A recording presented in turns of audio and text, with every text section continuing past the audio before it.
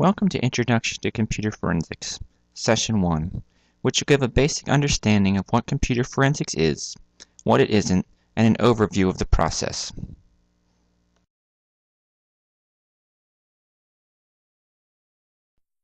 The first thing we need to get is a working definition of computer forensics.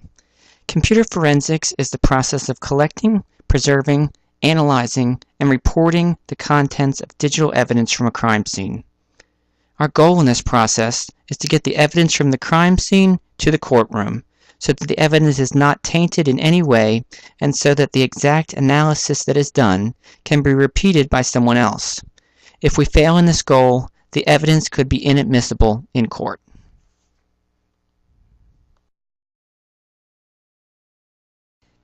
There are multiple ways a computer can be used in a crime.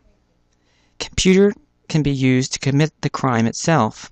This will be a crime like hacking a network, denial of service attack, where the computer is used to commit the crime, and the crime would not be possible without the computer. Computers can be used to store evidence of a crime, even if the user isn't aware that they are storing evidence. Examples of this would range from drug dealers having a spreadsheet of those who owe them, to a murderer who Googles ways to commit a crime. The real-world example of this is the Casey Anthony trial, where there was evidence that someone did a search on the term chloroform. Closely related to the previous 2 points is using the computer as a means to commit a crime. An example of this would be internet exploitation, where the computer is used to connect to someone so that crime can be committed. Lastly, a computer can be used to collaborate existing evidence.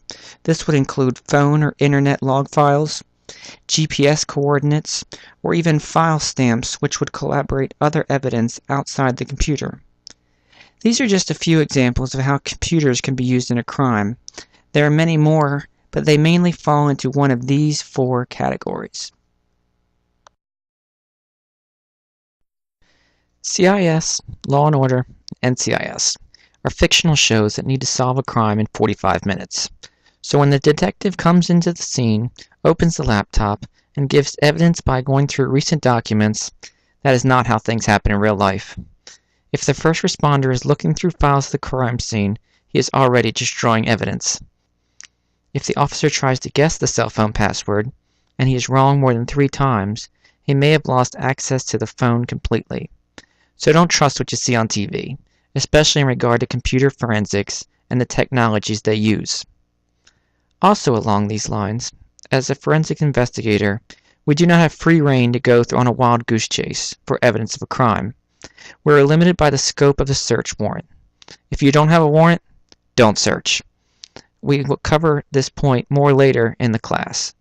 But even with a warrant, you are limited to the scope of what you're looking for. If you are looking into a fraud case and run into evidence that they may be selling illegal drugs, you must stop and get another warrant for the drugs before you can go down that path. If you go out of your scope, you could be setting yourself for the evidence to be thrown out of court. As we said in our initial definition, the process of computer forensics is collecting, preserving, analyzing, and reporting evidence. I want to go through each of them individually in a little more detail. Acquiring evidence.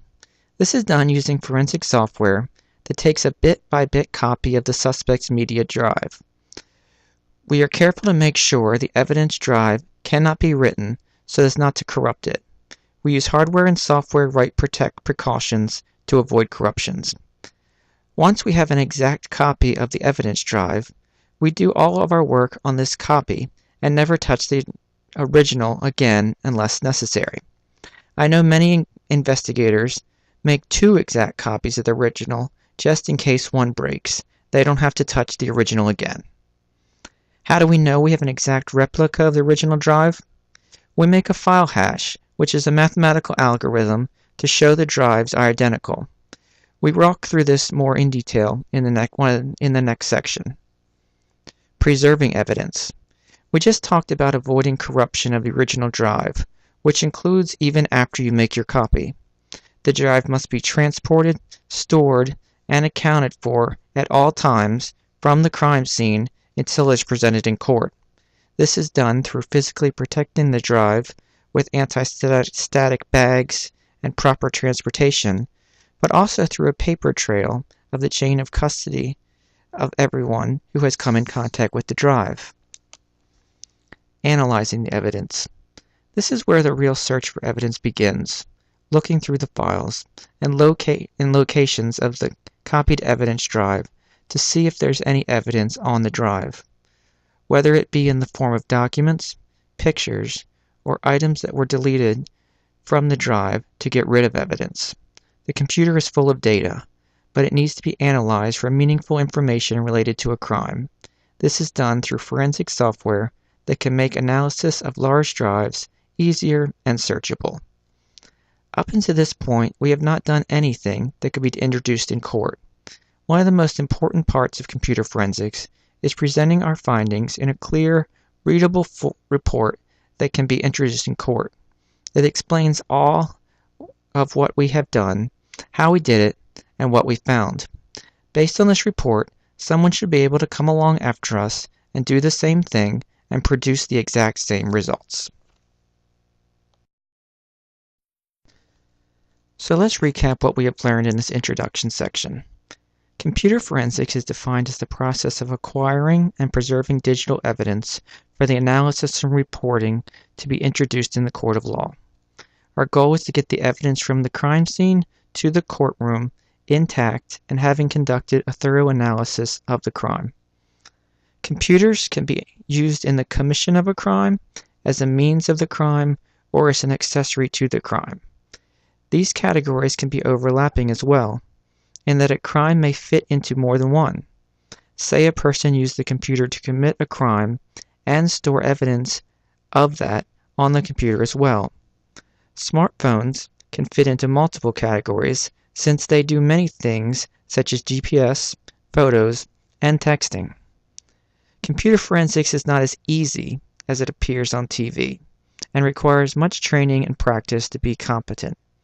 Also, among those lines, shows like CIS would be very boring shows if we had to watch Abby copy the contents of a 100 gigabyte drive to another one so she could analyze it.